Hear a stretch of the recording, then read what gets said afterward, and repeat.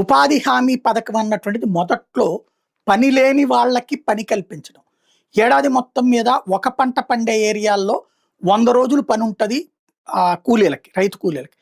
మిగతా రోజులంతా ఖాళీగా ఉంటారు. అట్లాంటి వాళ్ళకి ఇంకొక 100 రోజులు పనిని ప్రభుత్వం కల్పించడం అనేది ఉపాధి హామీ లక్ష్యం.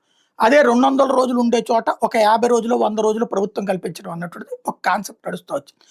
అయితే క్రమంగా ఆ ఉపాధి హామీ అనేది నామకే వాస్తే పెట్టేసి ఓ రూ. 50, రూ. 100 ఇచ్చేసేసి కాంట్రాక్టర్లు తినేయడం, రాజకీయ నాయకులు తినేయడం, ఏ పని చేయకుండా డబ్బులు కొంత ఇస్తూ ఉండటం, ఇట్లా అలవాటైపోయేటప్పటికి పనులు చేయడానికి మనుషులు దొరక్క వ్యవసాయం సర్వనాశనమైంది. చివరికి రైతులు పంటలు వేయడం మానేసేసి కౌలుకిచ్చుకునే పరిస్థితి వచ్చింది. కౌలు రైతులకు కూడా కూలీలు దొరకని పరిస్థితి వచ్చింది. దాంతో పాటు పట్టణాలలో కూడా భవన నిర్మాణ కార్మికులు దొరకని పరిస్థితి వచ్చింది. ఇట్లాంటి సందర్భంలో ఉపాధి